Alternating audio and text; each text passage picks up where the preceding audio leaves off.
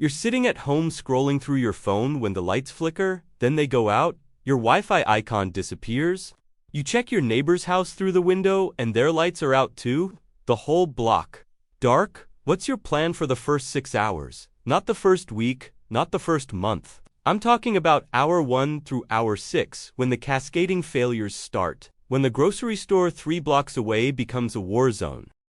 When your neighbor who smiled at you yesterday is standing at your door with desperation in his eyes. When the sound of breaking glass becomes the neighborhood soundtrack. That moment, that specific moment when you realize the thin veneer of civilization was only ever 3 missed meals deep, what do you do? See, the real secret of surviving systemic collapse isn't hidden in some prepper manual or survival forum debate. It's hiding in plain sight, written in the architecture of infrastructure itself. When the power grid fails, humans become beautifully, fatally predictable.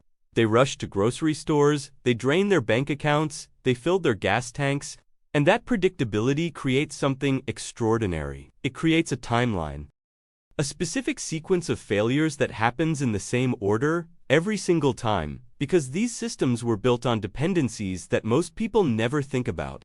When civilization collapses, it doesn't fail all at once. It fails in a cascade. System A supports System B, supports System C, take out A, and you've got maybe 90 minutes before B starts dying, another 4 hours before C is completely dead. That cascade is the pattern nobody talks about, because understanding the sequence means understanding where to be, what to grab, and what becomes worthless in hour 1 versus what becomes priceless in hour 6. Here's what I can tell you with absolute certainty. Within the first 7 hours of a major grid-down event, 7 critical systems will fail in a specific, predictable order. Not random, not chaos. A sequence carved into the physical dependencies of modern infrastructure, and that sequence creates windows. Brief, specific windows where you can act while everyone else is still processing. Where you can secure resources that will be worthless rubble in 3 hours or critical currency in 3 days. Today, I'm going to show you those 7 systems in the exact order they'll collapse. Why they fail when they fail, and what that failure window means for your survival strategy. We're not talking about prepper fantasy, not Hollywood collapse scenarios, not some gradual decline. These systems fail fast, hours, not days. And the people who understand the timeline will be the ones securing resources while everyone else is still checking their phones, wondering when the power's coming back on. This is the Cascade Protocol. When you understand the sequence, you own the timeline. Before we get tactical, if you're serious about understanding systemic failure and not just collecting gear and hoping for the best, hit that subscribe button. This channel is for the 1% who actually study infrastructure vulnerabilities instead of just watching zombie shows. We don't do mall ninja fantasies. We do failure analysis, cascade timelines, and strategic positioning.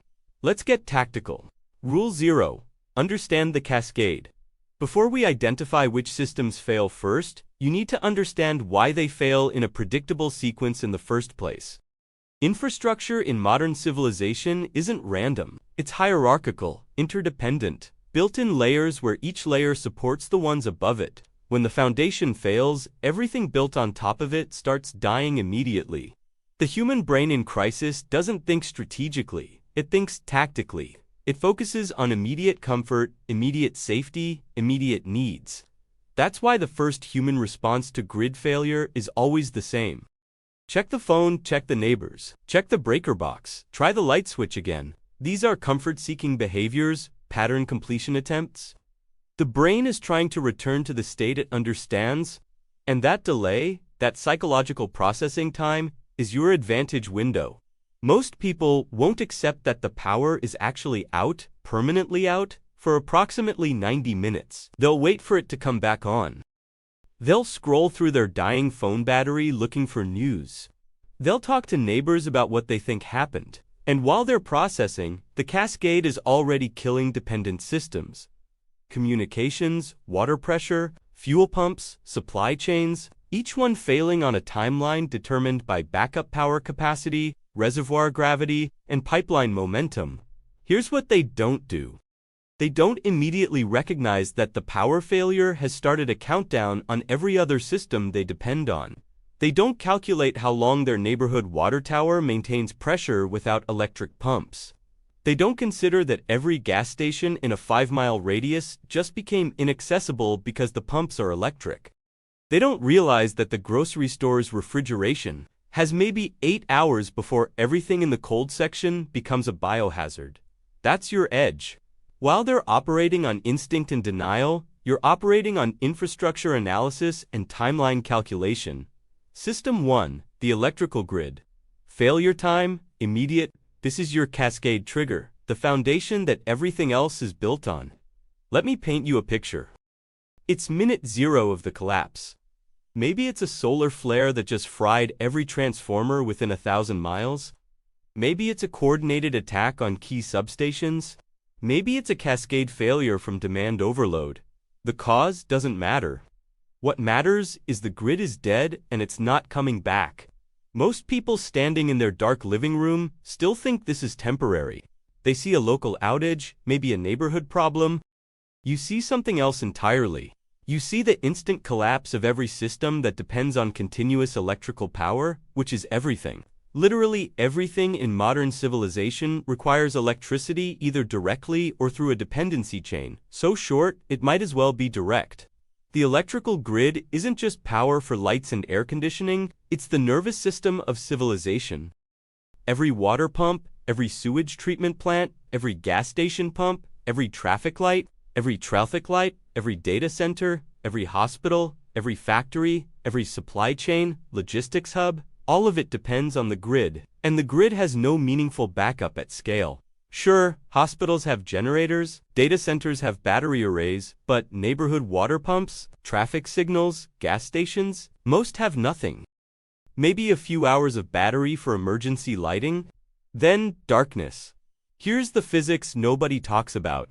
The electrical grid maintains itself through active balancing. Generation has to precisely match consumption every single second. Too much generation, frequency goes up, equipment gets damaged. Too much consumption, frequency drops, the grid starts browning out, then failing in sections. The whole system is an active balancing act performed by computerized load management and human operators in regional control centers. When it fails catastrophically, it doesn't just turn off like flipping a light switch. It tears itself apart. Transformers blow, substations arc and short. The infrastructure designed to carry power becomes infrastructure that can't carry power even if you restore generation, because the distribution system itself is physically damaged. That's why grid-down scenarios aren't measured in hours or days. They're measured in months or years. Because you're not just restoring power, you're rebuilding the physical distribution system from components that have to be manufactured, transported, and installed. And all of that requires a working electrical grid to manufacture and transport. The power grid failing means your house goes dark, but it also means something more important. It means every system built on the assumption of continuous electrical power just started its death countdown. And those countdowns are short. Hours, not days. The tactical reality is simple. When the grid fails, you have approximately 90 minutes before most people accept it's not coming back and start panic behavior. That's your window. That's when you move while everyone else is still in denial. Because once they accept it, once the panic starts, every resource worth having becomes a war zone. System 2, communications networks. Failure time, 30 to 90 minutes. Your phone works because of cell towers, and cell towers work because of electrical power. Most cell towers have battery backup, maybe 4 hours worth. Some have 8. A few critical towers have generators, but most 30 to 90 minutes after grid failure, your phone becomes a paperweight. It's hour 1. The lights have been out for 40 minutes. You pull out your phone and you've got no signal. You try texting, nothing. Network, una bailable. And that's when a lot of people start to understand something bigger is happening. Because cell networks don't just go down. They're redundant, distributed, engineered for reliability. When they fail, it means the infrastructure that supports them has failed. Here's what people don't understand about communications failure. It's not just that you can't call for help. It's that you can't coordinate, you can't gather information, You can't know what's happening beyond your immediate line of sight. The information blackout is more disorienting than the power blackout because humans are social creatures who survive through information sharing and coordinated action. Take away communications, and every person becomes an isolated decision maker operating on limited local knowledge. That isolation breeds fear, and fear breeds bad decisions. Within 2 hours of communications failure, you'll see panic buying start because people can't call their family members to confirm they're safe. They can't check news to understand the scope of the crisis. They can't coordinate with their neighborhood. They can only see, hear, and react to their immediate environment. And their immediate environment is dark, silent, and rapidly becoming threatening. The cell network failure also kills something most people don't think about: digital payment systems. Your credit card is a piece of plastic that only has value because of the electronic network that verifies and transfers funds. No cell network, no internet, no electronic payment. Cash becomes the only medium of exchange, and most people don't carry cash anymore. They've got maybe $40 in their wallet and a fridge full of food they can't buy more of once it's gone. The communications failure window is critical because it's when information advantage matters most. If you've got a hand crank emergency radio, you might be able to pick up AM broadcasts for another few hours until those stations exhaust their backup power. That's intelligence nobody else has. You'll know if this is regional or national. You'll know if there's been an attack, a natural disaster, or a grid failure. You'll know whether to shelter in place or execute your bug-out plan. While everyone else is operating blind, you've got situational awareness. Map the AM radio stations in your area right now. Note which ones have emergency broadcasting capability. Because when your phone dies and the internet goes dark, those voices in the static might be the only source of coordinated information you have. And information in those first critical hours is more valuable than food or water, because it determines whether you're making strategic decisions or panicked guesses. System 3. Water pressure. Failure time, 2 to 6 hours. Water comes out of your tap because of pressure. That pressure comes from elevated storage tanks and electric pumps. When the grid fails, those pumps stop. The water tower or elevated reservoir maintains pressure through gravity for a while. How long depends on the capacity of the reservoir, the elevation difference, and the rate of consumption. It's hour 3. You turn on your kitchen faucet and the water comes out, but weaker than normal. The pressure is dropping. Your neighbors, finally accepting that the power isn't coming back soon, are filling bathtubs, filling pots, filling every container they have. That collective panic drawdown is killing the water pressure faster than normal consumption would. Within another hour, maybe 2, you'll turn that faucet and get a trickle, then a drip, then nothing. Here's what most people don't know about municipal water systems.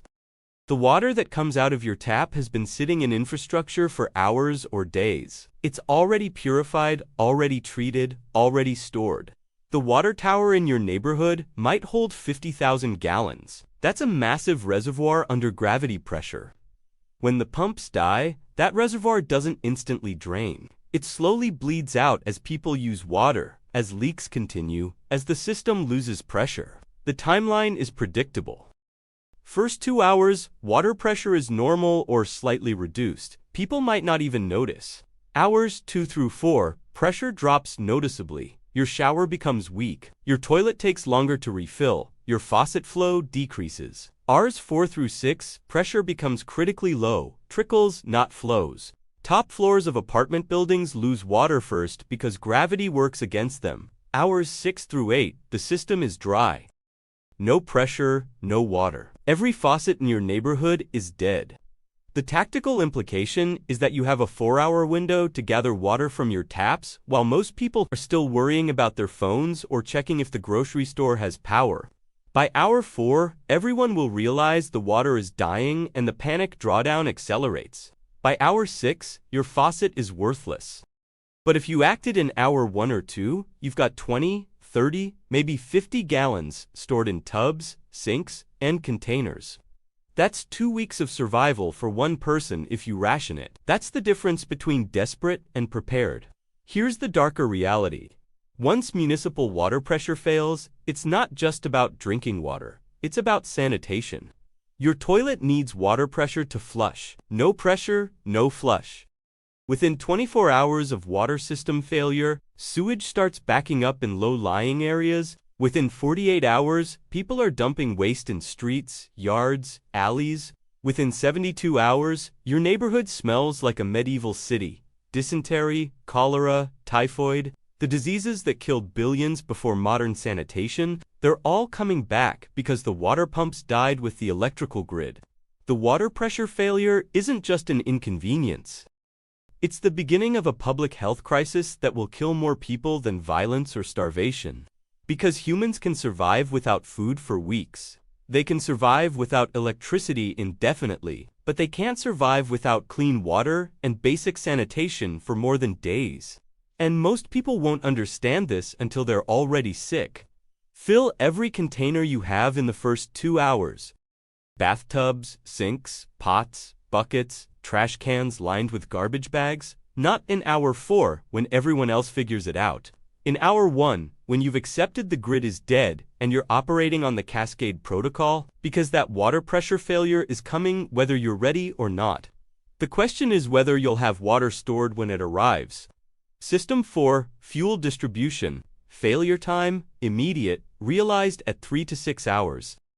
Every gas station in your area just became inaccessible the instant the grid died. Gas pumps are electric. They require continuous power to operate. No power, no fuel. There are thousands of gallons of gasoline in the underground tanks at every gas station, but you can't access it without electricity to run the pumps. Some stations have backup generators, most don't. The ones that do have generators still need fuel to run those generators. And that creates a beautiful paradox. The backup system that lets you pump fuel requires fuel to operate. Once the generator's fuel tank is empty, the station is dead even if the underground tanks are full. That's usually 6 to 12 hours, depending on generator size and fuel capacity. It's hour 4, you finally decide you need to leave. Execute your bug-out plan. Drive to your rural property or relative's house in another region. You get in your car and you've got a quarter tank of gas, maybe 60 miles of range. You drive to the nearest gas station and there's already a line of 30 cars waiting at pumps that aren't working.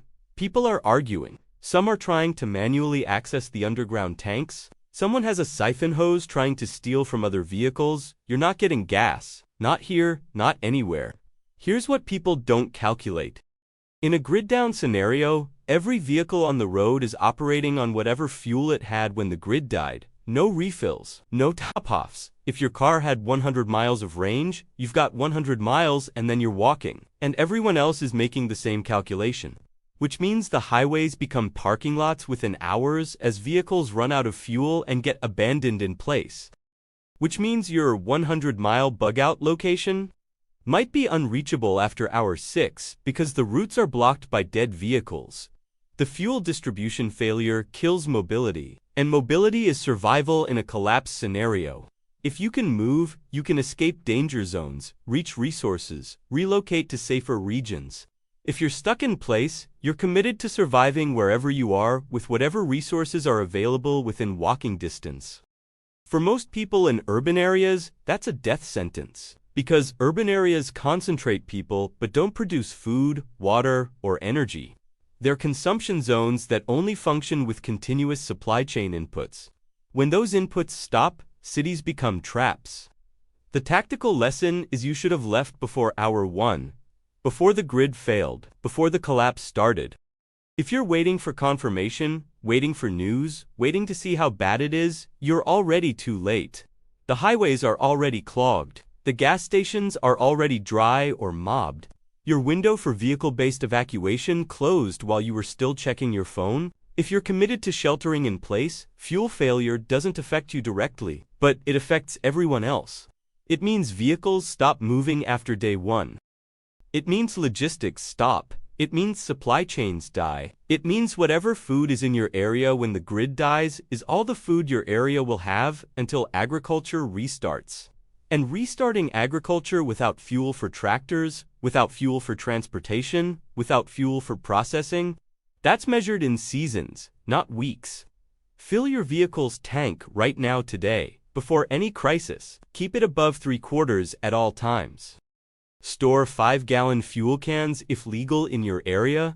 Rotate them to prevent degradation, because when the grid dies, the fuel in your tank is all the mobility you'll have. And mobility might be the difference between trapped and escaped, between dead and alive. System 5. Supply chains. Failure time. Immediate empty shelves at 12 to 24 hours. Modern grocery stores operate on just-in-time logistics. They don't warehouse food. They receive continuous shipments timed to arrive just before the existing stock sells out. That maximizes profit by minimizing storage costs and spoilage. It also means there's approximately 3 days' worth of food in any grocery store at any given moment, and most of that is perishable. When the grid dies, the trucks stop rolling immediately. Not in 3 days, immediately. Because the trucks require fuel, and the fuel pumps require electricity. The distribution centers require power for refrigeration and logistics computers. The payment systems require communications networks. The entire supply chain is a house of cards built on the assumption that electricity, fuel, and communications will always be available. When that assumption breaks, the whole system collapses instantly. It's hour 12. You finally accept that you need food beyond what's in your pantry. You drive to the nearest grocery store and there's already chaos. The parking lot is full. People are coming out with carts overflowing with canned goods, water, bread. You get inside and the shelves are already half empty. The produce section is picked clean. The meat coolers are empty. The canned food aisle looks like a hurricane passed through. People are aggressive, territorial, taking things from other people's carts. Here's the math. Your neighborhood has maybe 5,000 people. Your grocery store has food for 3 days of normal consumption, but this isn't normal consumption. This is panic buying where people take 10 times what they normally would. Which means the store will be stripped bare in about 7 hours from the moment panic buying starts. 7 hours, less than 1 day. And then what? Then the neighborhood is running on whatever people grabbed in that brief window? For most people, that's maybe a week of food if they were aggressive and lucky. For most, it's less. 3 days, 2 days, nothing. The supply chain failure has another implication most people miss: medicine. Your local pharmacy has maybe a 2-week supply of common medications, less for specialized prescriptions. When the supply chain dies, refills stop. If you're on insulin, blood pressure medication, antidepressants, any pharmaceutical that requires continuous use, you've got until your current prescription runs out. Then you're in medical crisis, and there's no backup, no emergency supply. The medication pipeline is as fragile as the food pipeline, just-in-time logistics applied to things that keep people alive. The darker truth is that chronic medication users will start dying within weeks of supply chain. Collapse, diabetics, heart patients, people with controlled psychiatric conditions. They don't die from violence or starvation. They die because the supply chain that kept them alive stopped delivering. That's tens of millions of people in the United States alone. And as they decline, they become desperate. They'll trade anything, do anything, for another week of insulin or heart medication. That desperation drives behavior that makes dangerous people even more dangerous. The supply chain failure isn't a slow decline, it's a hard stop. Day 0, shelves are full. Day 1, shelves are picked clean. Day 2, stores close because there's nothing to sell and it's too dangerous to stay open. Day 3, people start targeting houses, looking for food storage. Day 7, organized groups are raiding neighborhoods systematically. Day 14, the people who didn't prepare are either dead, dying, or part of violent scavenger groups. Because humans can only go so long without food before they'll kill for it, and that timeline is shorter than most people think. You should have a minimum 90-day food supply stored right now. Not freeze-dried camping meals, bulk rice, beans, canned vegetables, canned meat, flour, salt, cooking oil. The boring staples that actually provide calories and nutrition, rotate through them to prevent expiration. Because when the supply chain dies, whatever food you have is all the food you'll have until you can produce more. And producing food requires land, seeds, knowledge, and time. months or seasons, not days or weeks. System 6, financial systems. Failure time, immediate, realized at 24 to 48 hours. Your bank account is a number in a database. That database requires electrical power, internet connectivity, and functioning financial networks. When the grid dies, the database becomes inaccessible. Your money, all those numbers you've spent years accumulating, becomes theoretical. You can't access it, you can't transfer it, you can't prove you have it. ATMs stop working immediately. No power, no ATM. Banks close within hours because electronic systems are down and there's no way to process transactions. Even if you have cash in hand, its value starts dropping immediately because everyone realizes that paper currency only has value in a functioning economy. When the economy collapses, cash becomes worth whatever someone is willing to trade for it. And in a crisis, people want food, water, medicine, ammunition, not paper. It's day 2. You've got $400 in cash from your last ATM withdrawal before the grid died. You find someone selling canned food and they want $50 per can. That's hyperinflation. The food hasn't become more valuable. The currency has become less valuable. Because currency only works when people believe it represents future purchasing power.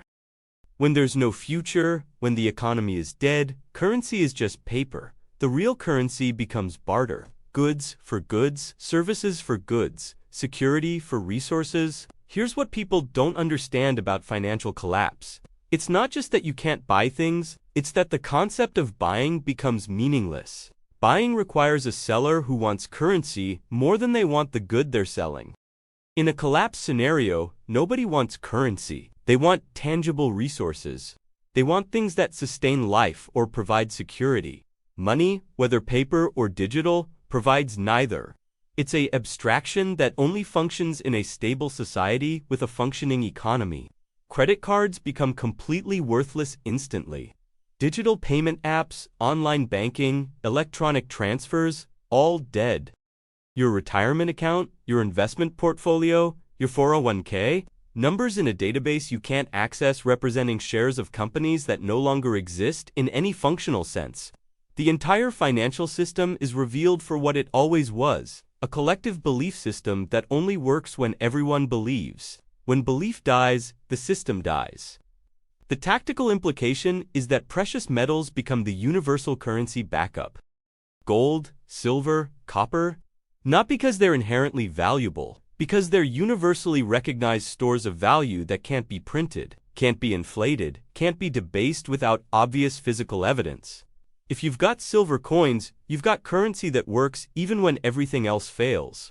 If you've only got paper money, you've got kindling. But even precious metals have limited utility in immediate collapse. In the first weeks, people want food, not gold. They want water, ammunition, medicine, things with immediate survival utility. Metals become valuable in the medium term. Weeks to months into collapse, when the initial chaos settles and trade networks start forming. But in week 1, food is currency. Water is currency. Security is currency. Everything else is secondary. Have physical cash on hand right now, not in the bank. In your home, in a secure location. Small bills, 1s and 5s, because you can't make change in a crisis. Have precious metals if you can afford them, but prioritize tangible survival resources first. Because you can't eat gold, you can't drink silver, and you can't defend yourself with paper money. The financial system failing means trade becomes direct exchange of valuable goods. And the people with goods will survive, while the people with money will starve. System 7, social order, failure time, 24 to 72 hours. This is the big one, the cascade that all the others feed into. When the power dies, the water stops, the food runs out, and money becomes worthless. The social contract that keeps people civil collapses. Not immediately. There's a delay. A period where people are still expecting rescue, still believing authorities will restore order. That period is approximately 24 to 72 hours. After that, the rules change. Let me paint you what hour 48 looks like. You're sitting in your house with your stored food and water. Outside, you hear breaking glass, shouting, maybe gunfire. Your neighbor's house is being raided by a group of people looking for food. They're not criminals. They're regular people who didn't prepare, who ran out of food, who are 3 days hungry and desperate. They've crossed the line from lawful to survival mode. And once that line is crossed, it doesn't uncross. You can't go back to obeying rules that no longer protect you. Social order is an agreement. We all follow laws because we believe the system will punish violations and protect compliance. When the power dies, that system stops functioning. Police departments have no communications, no vehicles after fuel runs out, no ability to coordinate response. Within 48 hours, most officers either abandon their posts to protect their own families or form into isolated groups, defending specific neighborhoods or resources. The rule of law becomes the rule of whoever has force and willingness to use it. Here's the timeline. Day 1, people are shocked, confused, waiting for help. Behavior is mostly civil. Day 2, reality sets in. The unprepared start getting desperate. You see the first looting, the first violence. Day 3, organized groups form. Former neighbors band together to raid other neighborhoods. Day 4 through 7, your area becomes tribal. Each block or group of houses becomes a defended territory. Strangers are threats. Everyone is armed or trying to get armed. Day 7 through 14, the weak groups get overrun, absorbed, or killed. The strong groups consolidate. Day 14 and beyond, you're living in a medieval warlord scenario where might makes right and violence is the only law. The social order collapse is the multiplier that makes everything else worse. If social order held, you could cooperate with neighbors, share resources, work together to survive. But social order doesn't hold when the systems that enforced it are dead. What emerges is Hobbes' state of nature. War of all against all, life becomes nasty, brutish, and short. The people who survive are the ones who understood this was coming and prepared not just with food and water, but with security, with defensive positions, with the willingness to defend what they have against people who want to take it. This is the uncomfortable truth nobody wants to discuss. In a systemic collapse, your biggest threat isn't starvation or disease, it's other humans. Specifically, organized groups of humans who have decided that taking is easier than producing. Raiders, scavengers, whatever you want to call them, they're coming. Not in week 1 when everyone's still eating their pantry food. But in week 2, week 3, when the unprepared are desperate and the prepared are visible targets, you can have 6 months of food stored. You can have water filtration and medical supplies. You can have all the resources you need to survive for half a year. But if you can't defend those resources against organized groups with weapons and no morals, you're just a supply cache waiting to be looted. Security isn't optional, it's foundational. Defensive architecture, weapons, training, operational security. These aren't prepper fantasies. These are requirements for surviving the social order collapse. The tactical lesson is you need to be invisible or defendable. Invisible means nobody knows you have resources. No stockpiles visible through windows, no generator noise, no lights at night, no cooking smells. You look as desperate and empty as everyone else. Defendable means if they find you, they can't take what you have without suffering casualties that make the raid not worth it. Reinforced entry points, choke points, overlapping fields of fire, multiple fallback positions, castle doctrine applied to collapse scenarios. Most people will fail the social order collapse not because they didn't have food, but because they advertised that they had food. They ran generators. They cooked meals that smelled good. They helped neighbors openly and let everyone know they were prepared. And when week 2 arrived, those neighbors and strangers showed up to take what they shared. Because kindness in collapse is interpreted as weakness. Resources are power, and people will kill for power when the alternative is starvation. Now, let's talk about how these 7 systems collapse together to create the cascade. Because the real danger isn't any single failure. It's the synergistic effect of all 7 failing simultaneously. The electrical grid fails, that's your trigger. Within 90 minutes, communications networks die because cell towers exhaust batteries. Within 2 to 6 hours, water pressure drops to nothing because pumps aren't running and storage tanks empty. Immediately, but realized within hours. Fuel distribution stops because pumps are electric and you can't access underground tank supplies. Within 12 to 24 hours, supply chains collapse completely. Stores are empty. Pharmacies are picked clean. No new shipments are coming because trucks aren't running without fuel. Within 24 to 48 hours, financial systems become irrelevant because electronic transactions are impossible and currency loses value. And within 24 to 72 hours, social order disintegrates because desperation overrides civilization. Each failure accelerates the others. Communications failure prevents coordination of emergency response, which accelerates social order breakdown. Water failure creates public health crisis, which overwhelms medical systems, which creates more deaths, which creates more fear and violence. Supply chain failure means no food or medicine, which creates desperation, which drives social order collapse. Financial system failure eliminates the last peaceful mechanism for resource distribution, which forces barter and raiding. The cascade is self-reinforcing. Once it starts, it's nearly impossible to stop without massive external intervention. And, in a true grid-down scenario, that intervention isn't coming. Because the intervention requires functioning systems to deploy. You can't send help without communications to coordinate. You can't move resources without fuel. You can't restore order without a functioning police and military command structure.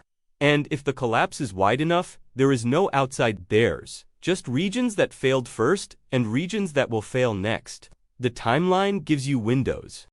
Specific brief opportunities to act while others are still processing. Hours 0 to 90 minutes, fill water containers while others check their phones. Hour 1 to 4, secure final supplies from stores before panic buying strips shelves. Hour 4 to 12. Finalize defensive preparations, bug out if that's your plan, make contact with trusted neighbors for coordination. Hour 12 to 24, full lockdown, invisible or defendable. No more movement. Just survival.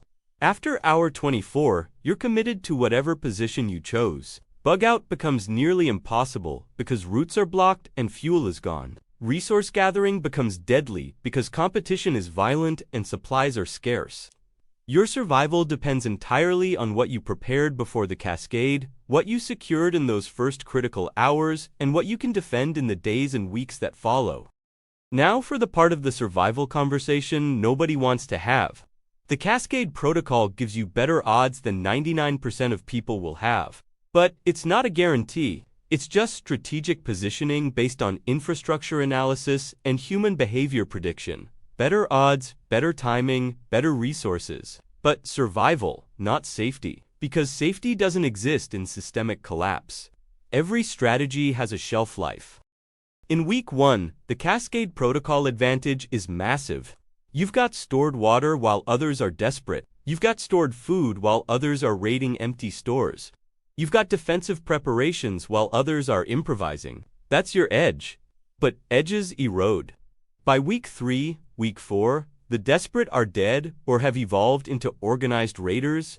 The stupid, violent, impulsive threats have been filtered out by natural selection. What remains are the intelligent, organized, ruthless survivors. They've figured out the same patterns you figured out. They know that defended houses with supplies exist, and they're willing to do coordinated assaults to take them. Your defensive advantage against desperate individuals doesn't mean much against a trained team with a plan. Long-term survival isn't about individual preparation, it's about community and reproduction of resources. You can't grow food alone. You can't maintain security alone. You can't reproduce the specialization of labor that makes civilization functional. One person can survive for months on stored resources, but rebuilding, that requires groups, cooperation, division of labor, trust. And trust is the hardest resource to find in a post-collapse world. Here's the dark calculation everyone has to make. When do you help someone, and when do you turn them away? You've got food for 6 months, for your family. A stranger shows up hungry, desperate, maybe with kids. Do you feed them? If yes, your 6 months becomes 5. And there will be more strangers. Each one reduces your survival margin. If no, you've just sentenced someone to death. Maybe multiple people. Can you live with that? Can you make that decision repeatedly? There's no good answer. Help everyone and you die when your resources run out, probably taking your family with you. Help no one and you become the monster you were preparing to survive against. The middle ground is helping selectively recruiting people with skills, building a defended community, but that requires trust, organization, leadership. It requires becoming a warlord in all but name. Are you prepared for that role? Because someone will fill it in your area. The question is whether it's you or someone else. And here's the final dark truth. Even if you do everything right, luck still matters. Maybe the raiders pick a different house. Maybe the disease outbreak misses your well. Maybe the drought doesn't hit your region. Maybe probability, not certainty. The Cascade Protocol positions you in the top 1% for survival odds, but 1% isn't 100%. It's just better than 99% of people who didn't prepare, didn't understand the timeline, didn't act in those critical first hours. The math is brutal but simple. In a true systemic collapse scenario, 90% dead in the first year is optimistic. Disease, starvation, violence, medical conditions without medication. The modern population is only sustainable with modern systems. When those systems fail, the population corrects to what the environment can support without technology. For most urban and suburban areas, that's maybe 10% of current density. The collapse doesn't kill people directly. It removes the systems that were keeping an unsustainable population alive. And nature corrects, you can be in that 10% that survives. That's what the Cascade Protocol is designed for.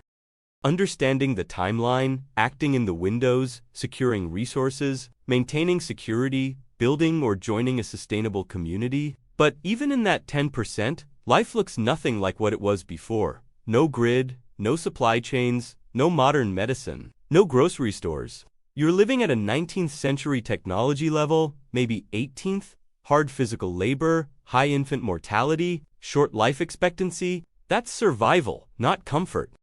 And it's still better than the alternative. We're at the end. The question is, what do you do with this information? You can close this tab and go back to scrolling. Hope you'll remember the Cascade Protocol if something happens. Tell yourself you'll prepare later.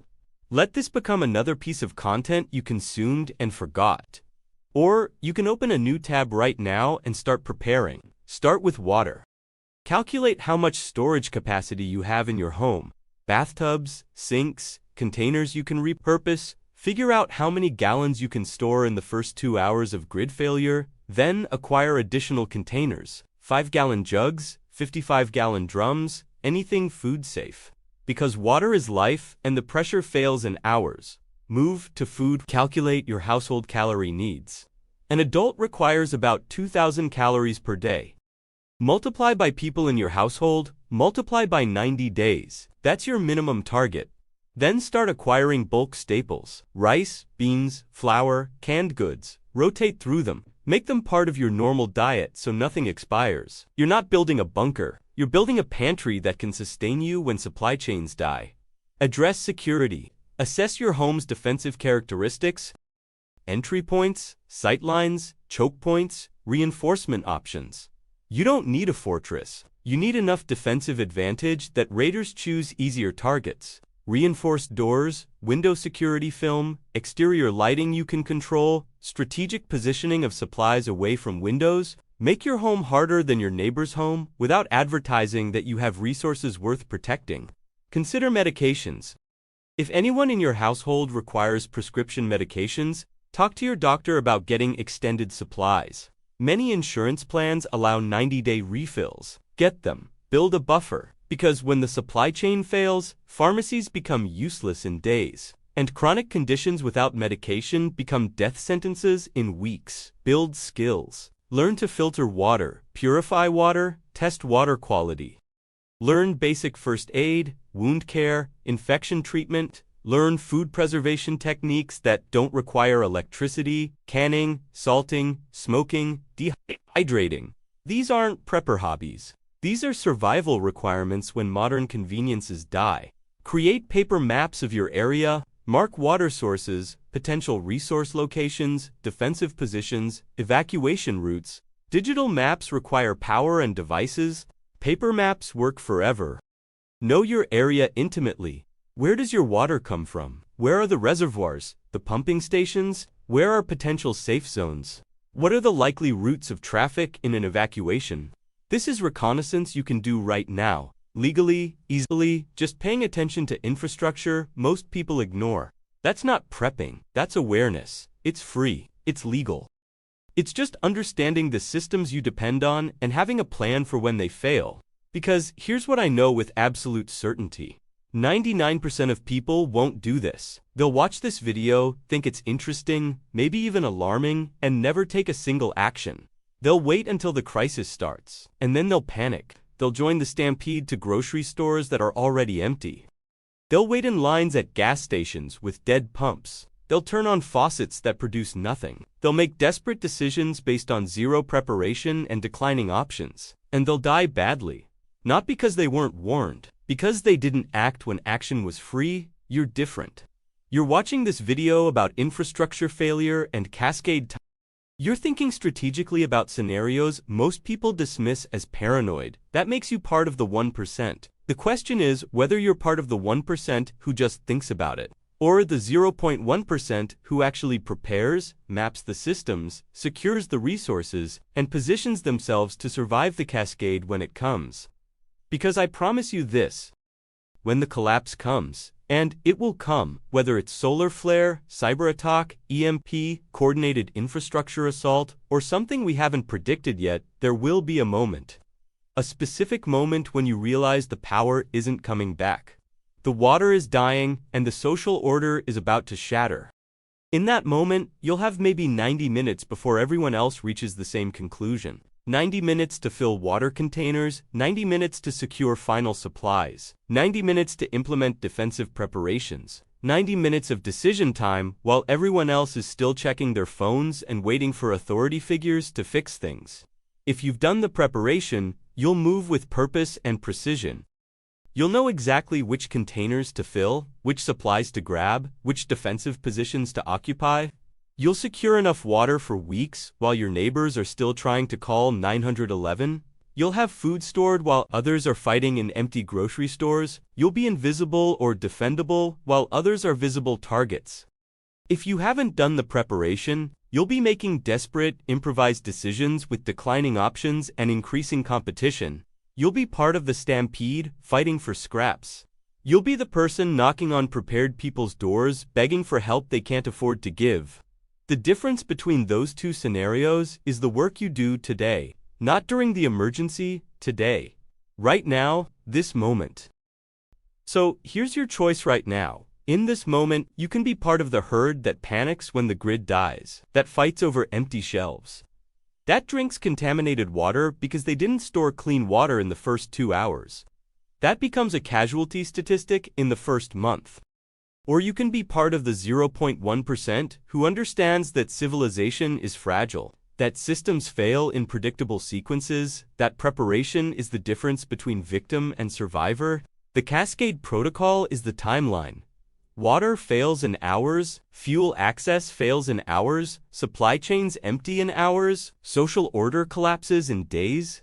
These are constants determined by infrastructure, physics, and human psychology. You can't change the timeline. You can only position yourself to exploit the windows it creates. When the cascade starts, own the timeline. Class dismissed.